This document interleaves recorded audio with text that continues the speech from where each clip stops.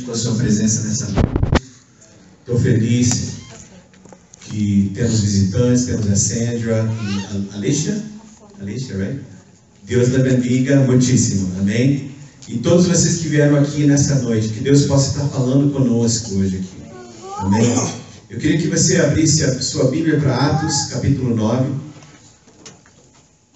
Atos, capítulo 9. Quem trouxe Bíblia, diga amém. Amém. Quem trouxe iPhones e tem Bíblia, diga amém. Mas não pode usar para texto, ok? Só para Bíblia. Amém? Atos 9. Um texto conhecido, mas que vai, em nome de Jesus, falar conosco nessa noite.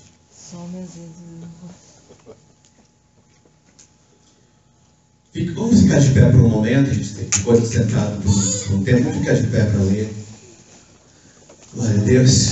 Ora por mim que eu estou com um pouco de dor de cabeça, mas Deus vai me dar graça para... Já está indo embora, em nome de Jesus. Amém? Atos capítulo 9, versículo 1 ao 18, vamos ler. Diz assim a Bíblia: Saulo, respirando ainda ameaças e mortes contra os discípulos do Senhor, dirigiu-se ao sumo sacerdote e pediu-lhe cartas para Damasco, para as sinagogas, a fim de que se encontrasse alguns daquela seita, quer homens, quer mulheres, os conduzisse presos a Jerusalém. Indo e no caminho, aconteceu que, chegando perto de Damasco, subitamente o cercou um resplendor de luz do céu, e caindo em terra ouviu uma voz que lhe dizia: Saulo, Saulo, por que me persegues? E ele disse: Quem é, Senhor? E disse o Senhor: Eu sou Jesus, a quem tu persegues. Duro é para ti recalcitrar contra os aguilhões. E ele, tremendo e atônito, disse: Senhor, o que queres que faça? E disse-lhe o Senhor: Levanta-te e entra na cidade, e lá te será dito o que te convém fazer. E os varões que iam com eles pararam, espantados, ouvindo a voz, mas não vendo ninguém. E Saulo levantou-se da terra, e abrindo os olhos, não via a ninguém. E guiando-o pela mão, conduziram a Damasco. E esteve 3 dias sem ver, e não comeu nem bebeu. E havia em Damasco um certo discípulo, chamado Ananias, e disse-lhe o Senhor em visão: Ananias. E ele respondeu: Eis-me aqui, Senhor. E disse-lhe o Senhor: Levanta-te e vai à rua chamada direita, e pergunta em casa de Judas por um homem de Tarso chamado Saulo, pois eis que ele está orando. E numa visão ele viu que entrava um homem chamado Ananias e punha sobre ele a mão, para que tornasse a ver.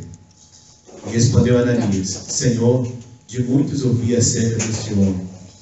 Quantos males tem feito aos teus santos em Jerusalém, e aqui tem poder dos principais dos sacerdotes para prender a todos que invocam o teu nome. Disse-lhe, porém, o Senhor: Vai, porque este é para mim um vaso escolhido para levar o meu nome diante dos gentios e dos reis e dos filhos de Israel. E eu lhe mostrarei quanto deve padecer pelo meu nome. E Ananias foi e entrou na casa, e impondo-lhe as mãos disse: Irmão Saulo, o Senhor Jesus, que te apareceu no caminho por onde vinhas, me enviou para que tornes a ver e sejas cheio do Espírito Santo. E logo lhe caíram dos olhos como que umas escamas, e recuperou a vista, e levantando-se foi batizado. Até aqui, vamos fechar nossos olhos. Pai eterno, em nome de Jesus, Senhor Deus, a palavra é tua, Senhor Deus, a igreja é tua, Senhor, as ovelhas são tuas. Te peço, Senhor Deus, que me use, Pai, que fale através de nós nessa noite, Pai, que possamos ser usados por Ti, Pai. Tira de nós tudo que impede a compreensão da Tua palavra. Repreendemos todo espírito de distração, de sonolência. Expulsamos agora em nome de Jesus. Declaramos que nossos ouvidos, nosso coração está aberto, Pai. Fala conosco nessa noite. Ministramos, Senhor Deus, a Tua cura, Pai, sobre este lugar, Pai. E a Tua palavra seja declarada, possa trazer cura, restauração e vida nova em nome de Jesus. E a igreja concorda, dizendo amém. Amém. Pode sentar, queridos. Glória a Jesus. Atos capítulo 9. Que texto tremendo. Quem já não ouviu falar do apóstolo Paulo, né? Apóstolo Paulo. São Paulo. Tem até uma cidade que talvez você já ouviu falar com o nome São Paulo. The best. The best? Amém. Amém. Isso aí. Vista a camisa, amém?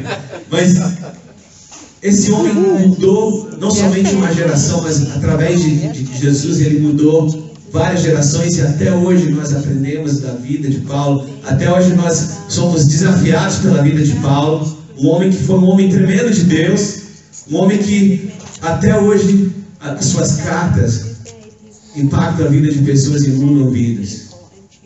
Mas, como você sabe, Paulo nem sempre foi o apóstolo Paulo. Antes de ser o apóstolo Paulo, ele era Saulo. Saulo, o perseguidor da igreja. Saulo, alguém implacável, alguém que tinha raiva, tinha ódio, ele queria prender os cristãos.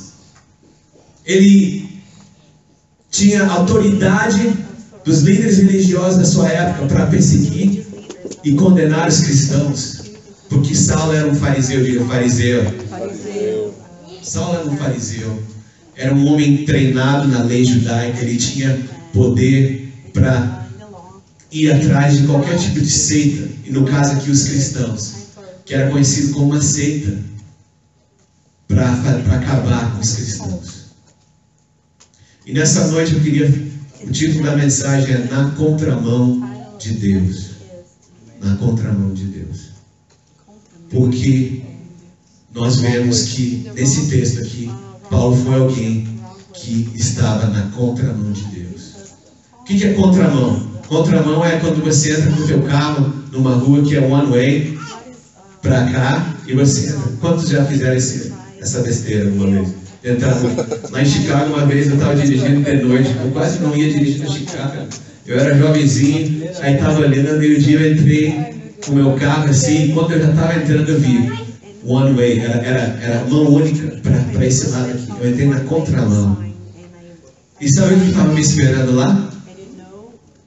Policial, naquela rua ali, paradinha assim olhando. Só que eu não sei porquê, Deus me deu uma graça, Deus me deu um perdão, uma misericórdia.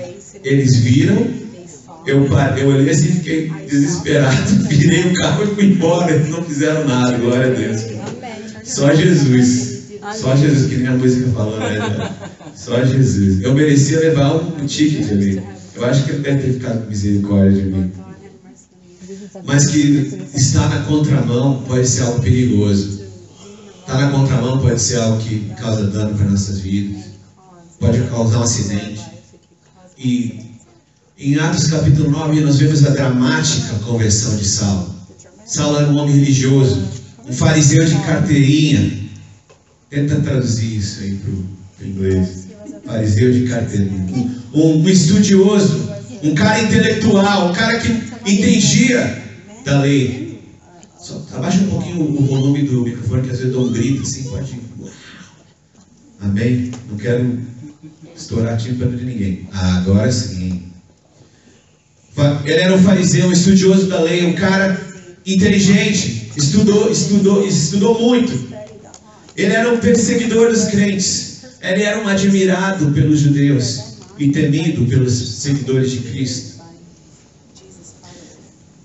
Em Filipenses, muitos anos depois que Saulo já havia se convertido, ele escreveu uma carta para os filipenses, e ali ele fala um pouco do resume, do currículo dele. E o currículo dele, presta atenção, olha qual era o currículo dele, como homem religioso: circuncidado ao 8º dia, da linhagem de Israel, da tribo de Benjamim, hebreu dos hebreus, segundo a lei, fui fariseu, segundo o zelo, perseguidor da igreja, segundo a justiça que há na lei, irrepreensível. Uau! Como fariseu, não estava mal, hein?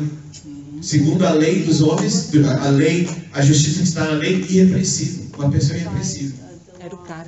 E mesmo assim, nós vamos ver que ele estava na contramão de Deus. Queridos, a palavra diz que Saulo, no versículo 1, estava ainda respirando ameaças contra os cristãos. E aí ele pede cartas dos líderes religiosos para ir para a cidade de Damasco, para ir lá perseguir os crentes. E ele já havia, alguns capítulos atrás, você vê que ele estava ali dando o aval, concordando com a morte de Estevão, que foi um grande homem de Deus. Enquanto o povo, ele não matou Estevão, mas ficou segurando a jaqueta do povo enquanto eles atacavam Estevão. E ali aprovando a morte daquele homem de Deus. Saulo era um cara, era um homem, vamos dizer assim, implacável, um homem determinado a atingir seus objetivos. Mas mesmo assim, estava na contramão de Deus. Estava no caminho errado. Estava indo na direção errada do caminho. Versículo 3 diz assim: e indo no caminho.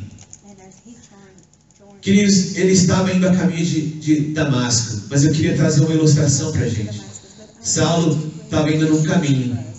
E quantos de nós às vezes estamos indo no caminho? Estamos até indo no caminho. Vamos lá, estou caminhando, estou indo no caminho. Mas não percebe que está indo na contramão de Deus. Está até caminhando, viu? Eu estou caminhando. Como é que está? Tudo bem? Tudo bem, estou caminhando. Mas Deus está vindo para cá. E ele está indo na direção oposta do que Deus quer para a vida dele. E quando eu digo ele, eu não estou falando que é só homens. Pode ser mulher, pode ser jovem. Teve uma época na minha vida que eu sei que eu estava na contramão de Deus. E aí Deus dá uma corda na gente, assim, sabe? Acorda. Aí eu aquele dia que eu estava na frente do policial, acordei que eu estava entrando no lugar errado. Saulo estava indo no caminho para Damasco, determinado, chegar lá, vou prender os cristãos. Mas ele estava na contramão de Deus. E hoje ainda é assim. Às vezes vemos até mesmo em igrejas evangélicas, vemos pessoas que vêm nas igrejas, participam dos cultos, ajudam a fazer alguma coisa na igreja, participam, mas na realidade parece que estão na contramão de Deus.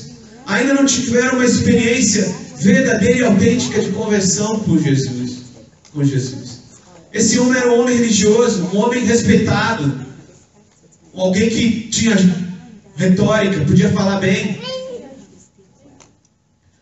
Mas Deus, queridos, Ele não está interessado em somente adicionar algumas coisas à nossa vida. Preste atenção. Deus deseja uma conversão genuína. Diga, conversão genuína. Quando Jesus, lembra quando Ele transformou água em vinho?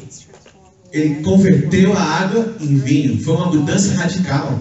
Existe uma diferença entre água e vinho, amém? Ele não chegou lá e botou um açúcarzinho na água, tá bom. Ele converteu aquilo tudo, água em vinho. E às vezes a gente fica impressionado, queridos. Assim, tem pessoas que parece que o seu cristianismo foi colado com cuspe, com perdão da expressão. Você sabe o que eu estou dizendo? Não é uma coisa que é uma coisa assim, interior, forte, genuína, de dentro para fora. Não é que assim, tá colado, vamos embora. Entendeu? Qualquer ventinho sai voando. Qualquer probleminha escapa. Quantos entendem, antigamente? Fala assim, meu cristianismo não foi colado com cuspe. Amém, queridos? Mas às vezes a gente vê esses dias a cada coisa que misericórdia. Aqui não. Em nome de Jesus. Mas existem pessoas assim, queridos, meramente religiosos, que gostam até de vir na igreja às vezes. Eu gosto de ir na igreja. Eu me sinto bem quando eu vou na igreja. Aquelas músicas bonitas. Eu sinto uma paz. Mas às vezes ainda não se converteu. Ainda não sofreu uma mudança genuína e radical. E ainda não nasceram de novo. Diz a Bíblia em João capítulo 3, versículo 3, diz assim: Jesus respondeu e disse-lhe: na verdade te digo, que aquele que não nascer de novo não pode ver o reino de Deus. Eu vou ler novamente. Jesus falando: na verdade te digo, que aquele que não nascer de novo não pode ver o reino de Deus. Não tem como chegar ao reino de Deus. Não tem como viver o reino de Deus. Não tem como experimentar o sistema de Deus, o governo de Deus, se nós não nascermos de novo. Tem que nascer de novo, queridos. Fala, tem que nascer de novo. Tem gente, muitas vezes, que são religiosos, que na verdade falam, desde que eu fui para a igreja eu melhorei. Eu falava palavrão, agora não falo mais. Desde que eu vou. Não é só desde que foi na igreja, queridos. Tem que ter uma conversão. Tem que ter um encontro com Jesus, amém, queridos? Amém. Tem uma época que eu ia para a igreja, mas eu era a mesma pessoa. Na verdade, eu era uma pessoa hipócrita. Eu ia para a igreja, eu era jovem. Meus pais, a gente ia para a igreja. Mas chegava na escola era outra vida, queridos. Dá até vergonha falar as coisas que... Sabe, coisa de criança... Sabe o que eu estou querendo dizer, né? Você já foi adolescente. Aí chegava na igreja e fazia aquela carinha de santo, né? Mas na escola, aprontava tudo, querido. Mas assim, pastor, o que você fazia? Não vou te falar. Tenho vergonha. Tenho vergonha, querido. Paulo estava na contramão de Deus. Mas graças a Deus que ele teve um encontro com a luz. Amém. Ele teve um encontro com a luz, queridos. No versículo 3 diz isso. E ele estava indo no caminho. Mas aconteceu que chegando perto de Damasco, ele estava chegando perto do seu destino. Obstinado, eu vou lá, vou prender os cristãos. Mas subitamente o cercou o resplendor de luz do céu. E em Atos capítulo 26 ele dá mais detalhes. Que era o meio-dia, é na hora do meio-dia. Você já às vezes está andando na rua naquele sol que dá assim, você olha aquele sol escaldante, você olha para o sol, não consegue ficar olhando muitos segundos, porque queima os olhos. Ele estava indo ao meio-dia caminhando, diz em Atos 26. Mas a luz que brilhou sobre ele era mais forte, mais resplandecente que a própria luz do sol, diz a Bíblia. Ainda que nós estejamos ali no caminho, caminhando, obstinados, radicais, do meu jeito, eu vou conseguir, eu vou fazer, pá. Aí a luz brilha. E essa é uma luz mais forte que a luz do sol. É a luz do Senhor Jesus brilhando na vida dele. Amém. E aí começa um encontro com Deus verdadeiro e genuíno na vida de Saulo. Até então ele era um fariseu, um religioso. E como eu falei em Atos capítulo 26, 13, diz que ao meio-dia isso aconteceu. E a luz excedia a luz, o esplendor do sol. Imagina isso, que luz. E a súbita chegada da luz na vida de uma pessoa, ela expõe tudo aquilo que não tá bonito, não tá perfeito. No escuro todo mundo é bonito, também. Se bem que às vezes fica feio o negócio, né? Mas a gente às vezes brincava de se assustar. Isso é uma das coisas que a gente fazia como adolescente. A gente ficava, não faça isso, porque nossos primos, a gente ficava assim, apagava a luz do quarto, aí a gente fazia careta assim no escuro para assustar um ao outro, e dava um medão mesmo. 26, 13. Alguém já fez isso ou não? Já fez? Aí tinha uma que a gente fazia assim, fazia de conta com uma faca assim na mão, no escuro, aí dava um maior susto. Mas queridos, no escuro, o escuro esconde algumas coisas. O escuro, como eu disse, a gente não vê as imperfeições. E quando a luz chega, começa a mostrar tudo aquilo que não está legal, tudo aquilo que não está perfeito na nossa vida. Mas não tenha medo da luz. Vira para a pessoa do seu lado e diga assim, não tenha medo da luz. A luz veio para te ajudar, para você não tropeçar, para você não errar o caminho. Saulo estava indo na direção oposta do que Deus queria. Aí ele tem um encontro com uma luz forte da parte de Deus.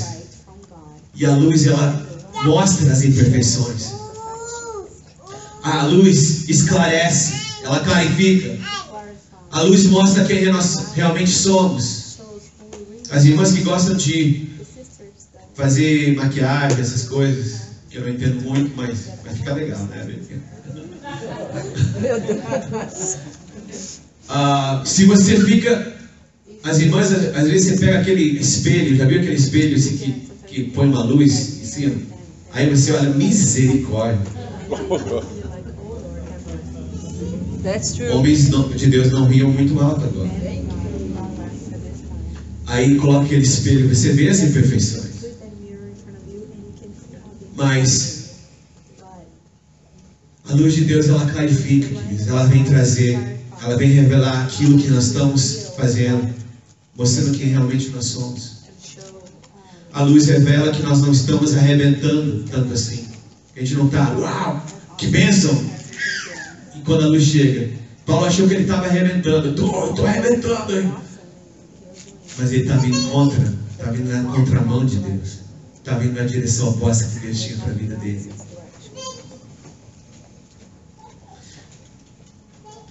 quando a luz aparece, ela dissipa todo o engano da nossa vida. Queridos, e o mais tremendo é que Deus olhando para a gente, Ele conhece as nossas imperfeições. Todas as mulheres têm o desejo, né, de ficar bonita. Você deu o exemplo das mulheres. A mulher gosta de estar bonita, de se vestir bem, se maquiar e tal. Mas no fundo, ela quer crer que ela é amada do jeito que ela é. Quantos concordam, irmãs? Elas tem que caprichar, bem, queridos? Mas, no fundo, o ser humano quer ser amado pelo que ele é. E sabia que Deus te ama assim? Amém. Mesmo com a luz dele brilhando, Ele vê as nossas imperfeições e mesmo assim Ele nos ama. Glória a Jesus por isso. Só Deus para nos amar também assim. Amém. Porque quando a gente, às vezes, né, a intimidade, às vezes a gente começa a ver algumas coisas uns dos outros, que misericórdia. Né? A gente, quando começa a ficar amigos, criamos uma intimidade, a gente começa a ver algumas imperfeições das pessoas. E Deus é o único que vê tudo e continua nos amando. Amém. Glória a Deus por isso. Obrigada, Jesus. Só Deus para nos amar assim, queridos. E assim que Ele amava Paulo. Mas não tenha medo da luz brilhando na sua vida. Uma vez, a gente estava na casa de uma pessoa, muitos anos atrás, estávamos visitando uma casa de uma pessoa, lá num lugar aí. E de noite, acho que a gente estava na hora de ligar a luz. Cara, foi uma coisa de louco. Ligou a luz, assim, tinha barata indo pra cima do lado, assim, entrando pelos corredores. Coisa de louco. Nunca vi coisa tão horrível na minha vida, queridos. Ligou a luz e as baratas saíram pra parede afora. Ai, Jesus, só não tinha barata voadora aqui no Brasil. Quem lembra? Queima! Manda fogo nesse trem, Jesus. Manda fogo. Ah, Jesus. Nossa. Mas, sabe o que aconteceu para a barata fazer isso? Ligou a luz. Quando se entende, diga bem. Quando liga a luz, as baratas têm que sair voando mesmo. Sair correndo. Ai, Senhor. Da nossa vida. Em nome de Toda Jesus. barata Amém. espiritual, em nome de Em Jesus. nome de Jesus. A barata gosta de escurinho. Quando se entende, não quero ficar. Ai, Tá escurinho, ai, tá Senhor legal. Jesus. Mas experimenta ligar a luz.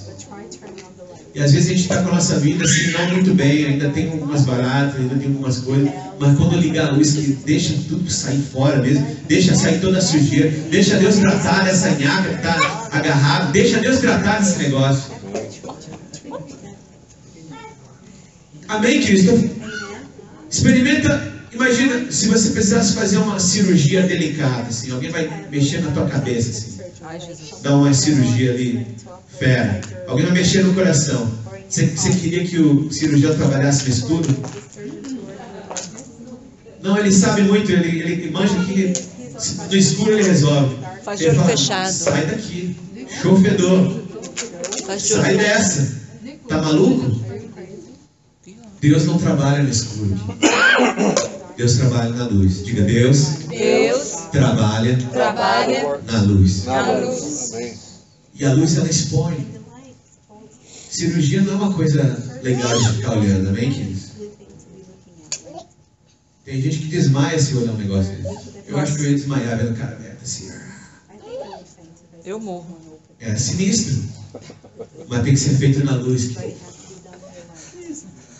A gente não tem que ter medo de vir com a nossa vida para a luz. Se você está na contramão de Deus, a luz, quando ela vem para mostrar Deus, o poder dele, a beleza dele e também para expor as falhas da nossa vida. Mas não é para você ficar, eu sou um lixo mesmo, estou cheio de barata na minha vida. Não, é para você dizer, Deus, tira tudo isso de mim, Deus, tem misericórdia. Olha como é que eu sou, Deus. Dá uma olhada aqui em mim, Deus. Olha como é que eu estou. Olha aqui, olha o estado da minha alma assim. Eu achava que estava arrebentando, mas eu não estou arrebentando tanto assim. Às vezes tem pessoas que acham que estão arrebentando, mas estão se arrebentando, essa é a verdade. A gente acha que está arrebentando, mas está se arrebentando. Paulo achou que estava arrebentando, que estava conseguindo tudo. Mas a luz brilhou, e a Bíblia diz que ele caiu em terra. Subitamente veio esse resplendor de luz do céu, e Paulo caiu em terra. E a gente, né, muitas pessoas, até mesmo em pregações, falam: Paulo caiu do cavalo. Quem já ouviu isso? Não sabemos se ele estava num cavalo, amém, queridos? Não sabemos se ele estava num burro, numa mula, num camelo. Mas ele caiu em terra. Não sei se ele estava caminhando. Não interessa. O que interessa é que ele caiu em terra. E quando a luz de Deus brilha na nossa vida, a melhor posição é em terra. Nós estamos com a cara no pó diante de Deus. Assim: Deus, trata comigo, Senhor.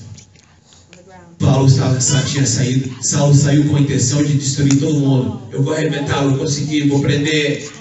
E aí a luz brilha, e agora ele está no chão, humilhado. Deus, o que está acontecendo? Ele caiu em terra. A manifestação da luz de Deus em nossa vida, na nossa situação, finalmente nos coloca na posição mais correta que nós precisamos estar. É cair em terra, queridos. Não arrogantes, altivos, de nariz em pé, né?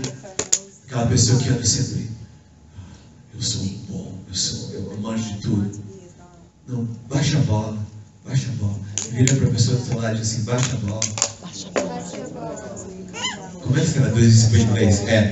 Humble yourself. Humble yourself. Você algum dia já se prostrou diante de Deus?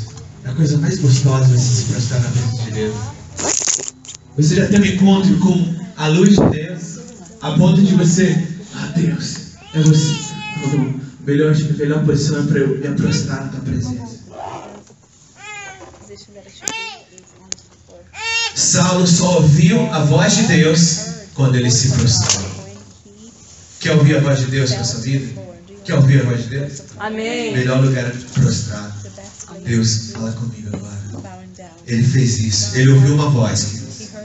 Ele caiu em terra e ouviu uma voz finalmente que lhe dizia: Saulo, Saulo, por que me persegues? Ele ouviu uma voz. Escutou uma voz audível. Saulo foi chamado por Deus pelo seu nome. Pelo seu nome. Saulo. Saulo. Sabia que Deus conhece seu nome? Amém. Deus conhece seu nome. A luz brilhou e ele chamou ele pelo seu nome: Saulo. Saulo. E ele foi mais longe. Se você se lembra, o nome Saulo, na verdade no hebraico é Shaul, que é o mesmo nome do rei Saul, que era também um benjamita como Saulo. É o mesmo nome, Saul e Saulo, é a mesma coisa no hebraico. Shaul. Esse homem, o nome dele era o mesmo que o rei Saul, um benjamita que havia lá atrás perseguido o rei Davi. Quem lembra disso? Saul perseguiu Davi. Saul era um cara que perseguia. Quantos estão entendendo? A identidade de Saulo e Saul é a mesma coisa. Perseguindo. Obstinado. Eu vou conseguir vencer esse homem. Esse Davi não vai se tornar rei. Eu vou conseguir vencer. Saul era assim, obstinado, perseguidor de Davi. E teve até um momento na história que Davi, tendo a oportunidade, mais de uma vez, mas tendo a oportunidade de matar Saul, ele não tocou em Saul. Simplesmente pegou o cântaro e a espada, a lança de Saul, e de longe ele falou: por que você está me perseguindo? Em outras palavras, por que você está me perseguindo? Eu sou nada. O que eu sou para você, para o Senhor, né? Tratando com respeito. Vim atrás de mim, eu sou uma pulga do deserto. Parafraseando um pouco, Davi gritando de longe, falando com Saul. Saul, benjamita, rei Saul, obstinado, perseguidor do rei Davi. Davi, também da tribo de Judá. E agora vemos aqui Saulo, também um Saul, também obstinado, muitos anos depois, perseguindo o filho de Deus, que também é da tribo de Judá. Diz a Bíblia que Saul, ou Saulo, no caso, Paulo, que depois mudou o nome dele. Não perdi vocês agora, né? Tá entendendo? Saulo mudou de nome para Paulo depois, mas aqui ele ainda era Saulo. E Saulo é o mesmo nome que Saul, rei Saul, que perseguia Davi. Deus fala com Saulo e diz assim: Saulo, Saulo, por que me persegues? Por que me persegues? E aí, Saulo, atemorizado, diz: quem és, Senhor? Quem és, Senhor? Eu acho isso interessante. Saulo pergunta: quem és? E ainda chama de Senhor. Você não acha isso interessante, queridos? Ele chamou, ele não sabia quem estava falando com ele, mas entendeu que era o Senhor. Quem és, Senhor? Ele não falou: quem é você? Ele entendeu que quem estava falando com ele era o Senhor, mas não tinha conhecimento da identidade, não sabia, não reconhecia a voz do Senhor Jesus. Saulo reconheceu a autoridade de quem estava falando com ele e chama ele de Senhor, mas não reconhece quem é que era que estava falando. Amém. Aleluia, ele diz. Queridos, assim tem gente até hoje, às vezes. Pessoas que até reconhecem que existe um Senhor, mas não conhecem a voz dele. Pessoas na igreja, às vezes, que sabem: não, Deus, Jesus é Senhor, mas se Deus falar com ele, não vai ser: o que é isso? O que é isso? Quem está falando comigo? Vai achar que não entende, não reconhece, não escuta a voz de Deus. Não tem intimidade com Deus, não entende quando Deus está falando. E Deus fala, amém? Diga: Deus fala. Deus fala. Amém. Não reconhece a voz do Senhor. Queridão, queridona, se Deus falar com você, você vai reconhecer a voz dele? Se Deus te fizesse uma pergunta, você saberia que é Deus que está te perguntando? Se Deus conversasse com você, você perguntaria: quem és? Quem é você? Quem é que está falando comigo? Você reconhece o seu Senhor? Ou você ainda é um igrejeiro religioso? Com todo carinho, né? Porque às vezes a gente vai na igreja, mas isso não é o bastante. Diga: só ir na igreja não é o bastante. Tem que nascer de novo. E eu creio, queridos, que eu quero crer que nesse lugar que todo mundo vai para o céu, em nome de Jesus. Amém. Mas vai para o céu porque nasceu de novo. Não vai para o céu e chegar lá na presença de Jesus. Jesus, e aí? Estou parafraseando assim uma linguagem dos dias de hoje, amém? Por que eu vou, digamos que Jesus fala assim: por que eu vou te deixar entrar? Eu ia na igreja, eu trabalhava eu ajudei uma velhinha a atravessar a rua. Não vai colar, queridos. Isso aí não é o bastante, não. Sinto de te dizer. Mas tem pessoas que acham que isso é o bastante. Não, eu vou na igreja. Estou lá, hein? Domingo estou lá. Que bom que domingo você está lá. E quando Jesus voltar, você vai estar lá? Já pensou Jesus voltar e você: estou lá na igreja, hein? Aí Jesus volta e: estou aqui. Cadê todo mundo?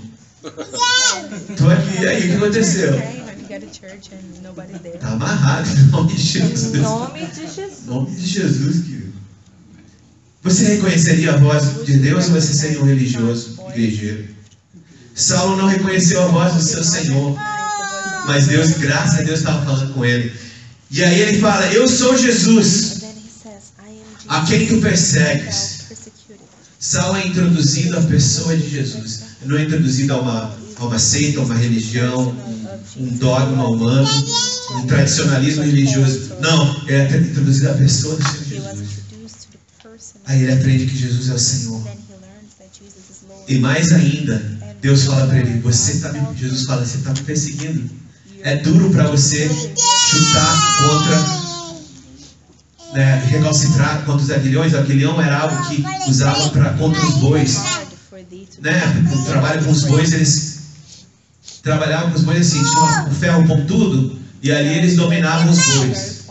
E aí o que ele estava dizendo? Basicamente, Jesus, olha que tremendo, Jesus estava falando: você está ferindo só a si mesmo. Se você chutar contra algo pontudo, o que vai acontecer? Você vai ferir a si mesmo. Saulo, você está ferindo a si mesmo com a sua atitude. Você está ferindo somente a si mesmo. Você está lutando contra alguém que não vai morrer nunca. Você está indo contra mim, você está me perseguindo. Jesus dizendo. Saulo é feito entender que ele está na contramão de Deus e está perseguindo ao próprio Jesus. E sabe o que acontece com esse homem Saulo? Esse fariseu determinado, fera, tremendo. Ali o mundo dele fica todo bagunçado. A forma dele de pensar fica totalmente, sai fora. A forma dele de pensar foi sacudida aqui. Imagina um homem que está perseguindo uma seita que ele acredita ser contra Deus. E aí esse Deus se manifesta para ele e diz: por que você está me perseguindo? E brilha uma luz tão grande nele e ele fica atônito.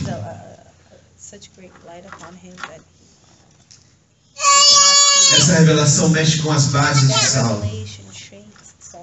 E eu quero declarar para você que o nosso cristianismo, quando Deus se manifesta, o encontro com Deus na nossa vida, ele tem que mexer com a nossa estrutura aqui.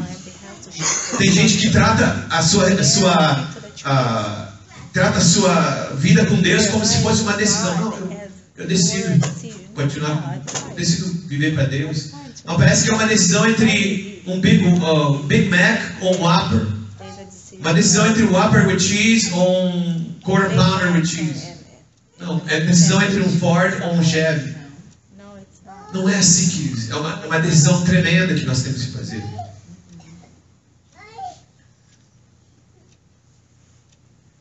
Você já nasceu de novo, queridos. Você precisa ter certeza disso.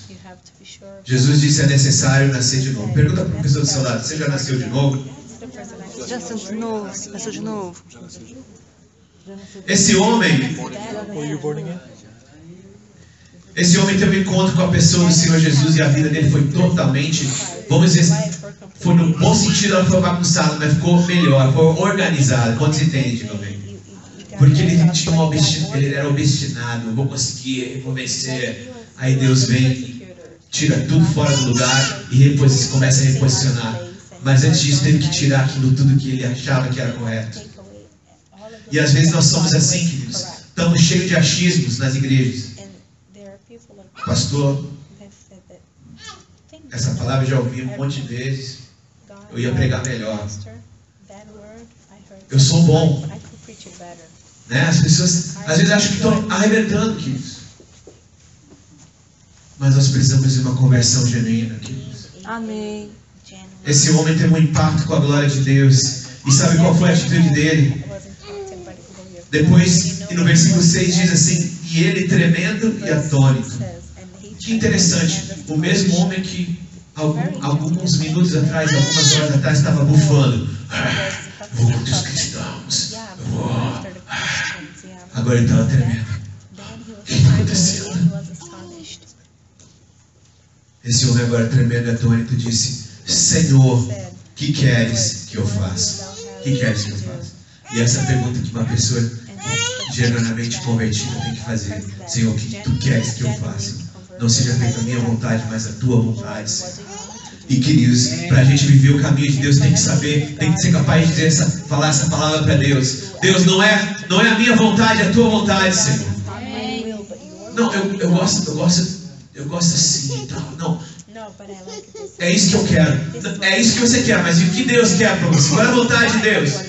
Perceba que quando Saulo teve um encontro com a pessoa do Senhor Jesus, ele não falou: e agora, Deus, eu vou fazer assim, vai ser assim, vou fazer assim, assim, assim, assim. Não, ele falou: Deus, Senhor, o que tu queres que eu faça? Você já chegou ao ponto de chegar para Deus e falar assim: Senhor, o que tu queres que eu faça? Esse homem estava tremendo. O encontro com o Senhor Jesus abalou a vida dele, de verdade mesmo. Ele disse: Senhor, o que queres que eu faça? E ele se coloca na posição de um servo obediente. Diga: servo obediente.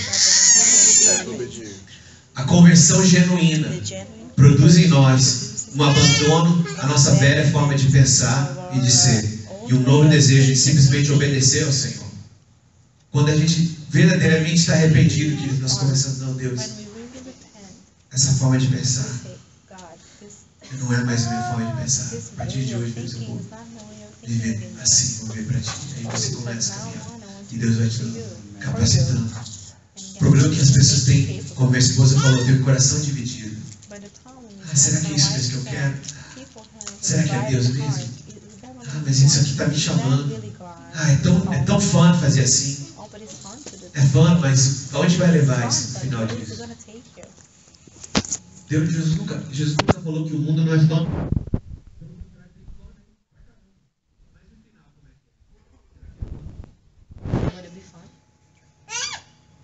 Saulo, que estava acostumado a mandar e a escolher o seu caminho, agora estava cego e necessitado.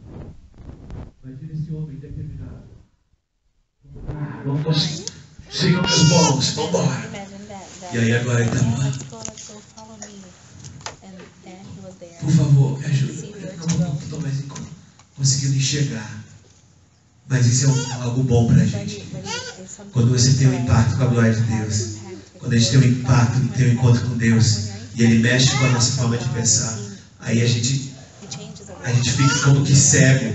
A gente fica como que, e agora? Não sei mais nada. Eu achava que sabia as coisas, mas não sei. Tem que passar por esse negócio, onde Deus dá uma mexida, sabe? Bagunça a nossa forma de pensar. Com os nossos achismos, com nossos... A gente tem uma palavra, existe uma palavra chamada paradigma. É uma forma de pensar que guia o seu caminhar, o seu jeito de viver. Deus tem que chegar e bagunçar, mudar o seu paradigma, mudar tudo. E agora? Eu achava que estava arrebentando, não estou nada. Eu achava que sabia muita coisa, não sei nada. Eu achava que eu tinha condição, não tenho condição. Eu achava que conseguia, não consigo. Deus, e agora? O que eu faço? Estou cego. Parece uma coisa, poxa, por que o pastor está pregando isso? Mas essa cegueira é a melhor coisa que pode acontecer na vida de uma pessoa. Sabia disso? É quando você já não está mais dependendo da sua visão, de tudo, do jeito que você enxerga as coisas. Deus, você agora está precisando da ajuda. Deus, me guia. Não quero dar um passo em falso, Senhor. Quantos entendem que amém? Amém, queridos. A verdadeira conversão desmonta os nossos argumentos, faz ruir nossos conceitos e ela atinge o espírito. Percebemos que sem Cristo nós não somos nada, não sabemos nada, não temos nada, não conseguimos nada. Lembra aquele testemunho que eu falei do Fernandinho? Fernandinho colocou uma pessoa, testou uma pessoa e um dia falou para ele: e aí, você aprendeu a lição? E o cara aprendeu, que lição? Que você não é nada. Parece que ele estava humilhando a pessoa, não estava não. Mas a gente tem que aprender essa lição disso, que a gente não é nada sem Jesus. Não somos nada, não temos condição de fazer nada sem Jesus. Basta Jesus... Estou falando muito rápido, sorry. Basta Jesus falar: ó, queridão, o tempo acabou, tchau. Aí, já viu uma pessoa morta? Alguém já viu uma pessoa morta deitada no caixão? Parece um boneco ali, né? Se Jesus não nos dá fôlego de vida, não somos nada aqui. Nós não temos o controle que nós achamos que temos. Amém? A verdadeira conversão nos faz perceber que nós estávamos na contramão de Deus. Esse homem se levanta cego, não consegue escutar. Tu consegue escutar, mas não está mais vendo nada. E aí ele fica 3 dias sem ver e não comeu nem bebeu. Então a conversão abala a nossa fundação. Nós percebemos que estamos cegos espiritualmente e passamos a desejar a verdade e ter fome e sede de Deus. Esse homem que era um homem obstinado, radical, agora ele fica 3 dias sem comer e sem beber. Fica ali, jejuando, buscando a Deus, humildemente. Diga assim: que diferença. Olha a diferença que Deus já começou a fazer na vida desse homem. E aí no versículo 10 ao 16 nós vemos a Bíblia fala de um certo discípulo chamado Ananias. Para falar de Jesus para Saulo, ele não pegou o maior Billy Graham, não pegou da época, não pegou Pedro, não pegou Tiago. Ele chamou um certo discípulo chamado Ananias. Quantos discípulos temos aqui? Discípulos de Jesus. Para converter aquele homem inteligente, sabe, inteligente, né, conceituado. Deus não pegou um grande filósofo, um tremendo religioso. Deus pegou um certo discípulo chamado Ananias, um homem que aparece aqui e depois a gente não ouve mais falar dele. A gente não conhece mais o impacto da vida dele. Um certo discípulo chamado Ananias, Deus fala para ele, vai lá, e o que é mais tremendo é vai lá, porque esse homem está orando, ele está orando. Quando Saulo teve um encontro com Deus, o que ele foi fazer? Foi orar. Foi perguntar para Deus, foi conversar com Deus. Foi cavar o coração de Deus. Aleluia.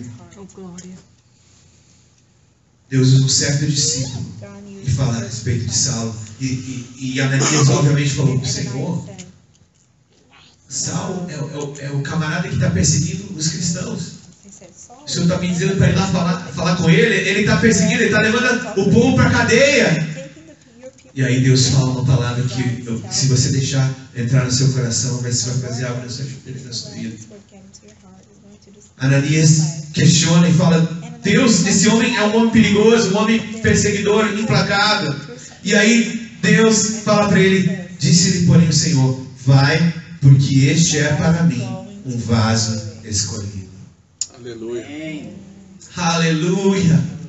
Aleluia. Deus enxerga pessoas aqui como vaso escolhido do Senhor.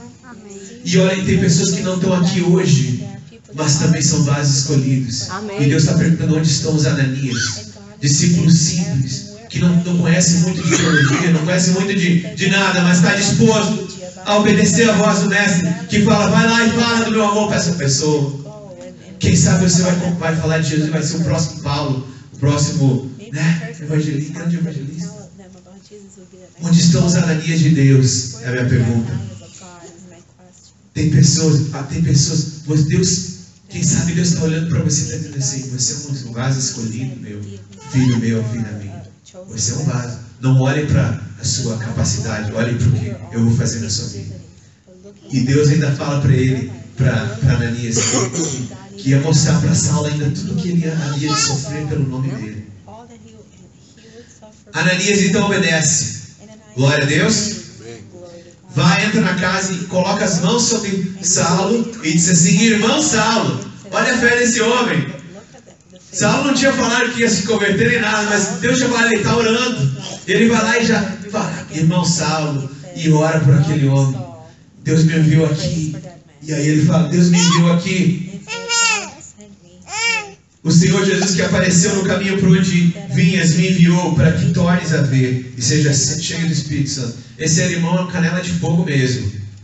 Ele não chegou lá, começou a filosofar, falar um monte de coisa, não falou assim, ó, cheguei aqui para te libertar, e pá, pô, em nome de Jesus, como seja curado, e pá.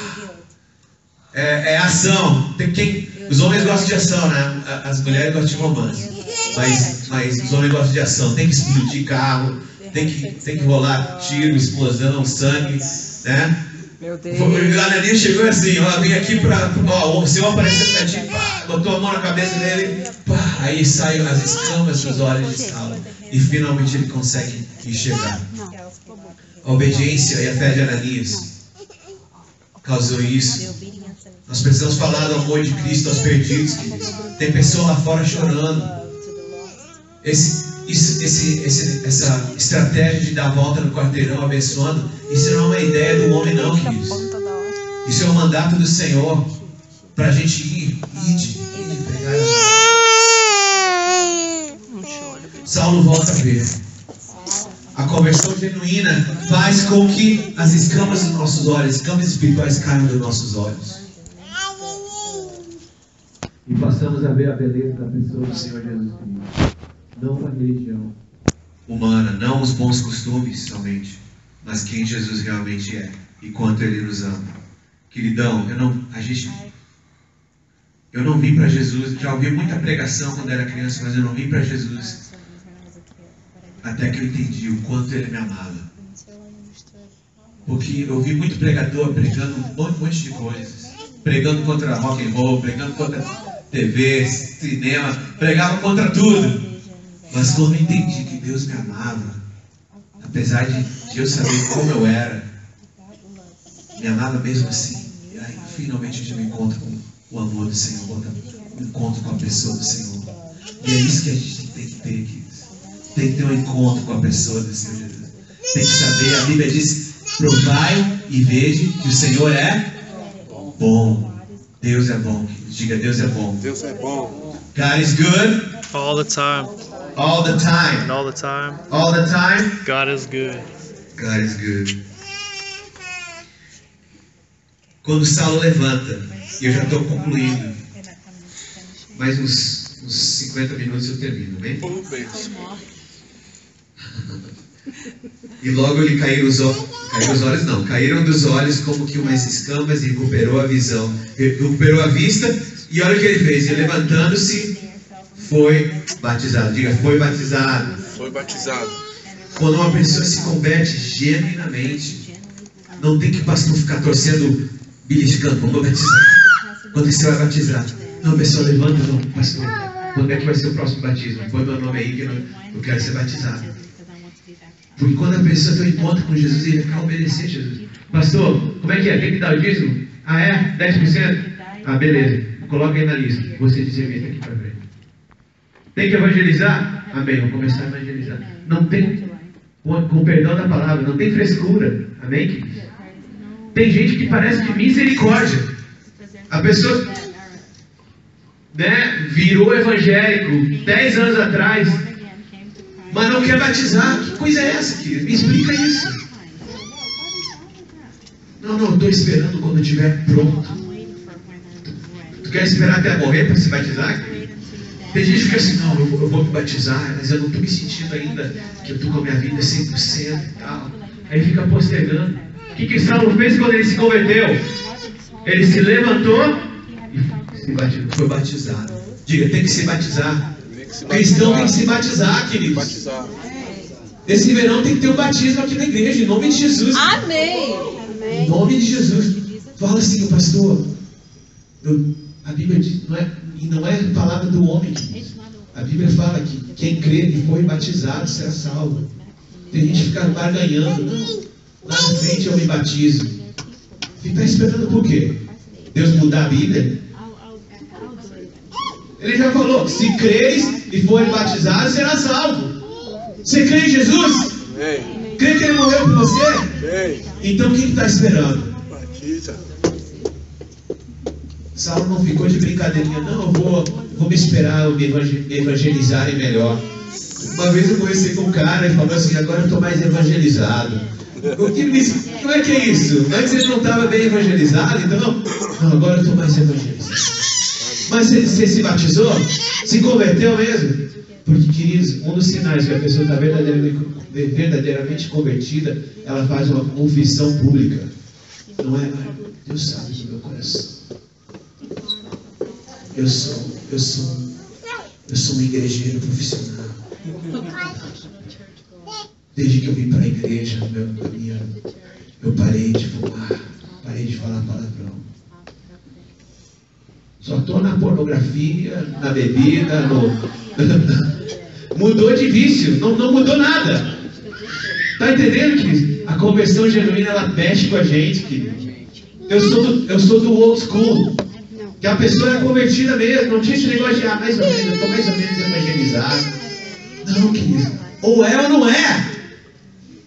Diga, eu sou filho de Deus. Filho de Deus. Mas é batizado? Pergunta para a pessoa do seu lado agora. Você já se batizou? Pergunta aí.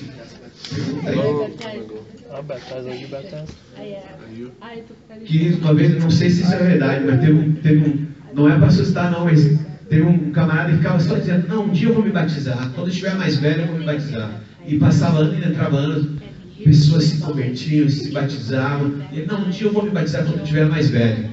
Aí um dia esse cara estava velho, aí todo já, né? Aí, pastor, eu vou me batizar. No dia do batismo o cara morre.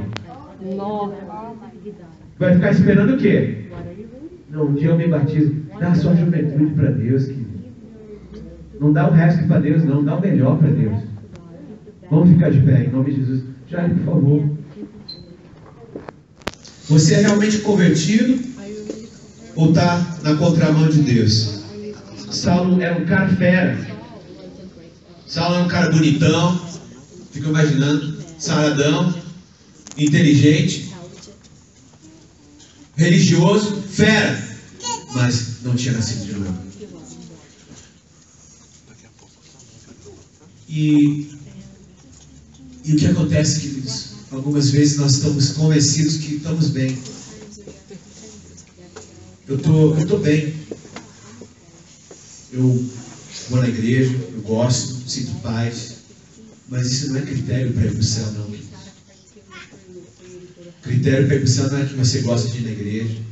Critério para ir para o céu não é que você visita, que você dá oferta. Tudo isso é muito bom, mas Deus não é isso que traz salvação, não. Sabia disso? O que traz a salvação é uma conversão genuína pelo Espírito Santo de Deus. E a Bíblia diz assim, que se crer e for batizado será salvo. E também fala, se você confessar com a sua boca, não é só falar, no meu coração Deus sabe que eu e ele temos um acordo. Mas nunca falou para ninguém, não, Jesus mudou minha vida, eu sou de Cristo. E confessa que é de Jesus. Quem sofre uma conversão genuína, a sua vida é mudada, não é mais a mesma pessoa. Passou da morte para a vida. Muda o endereço. Antes ia para o inferno, depois vai para o céu. Agora vai para o céu. Amém, queridos? Feche seus olhos, eu quero fazer uma oração.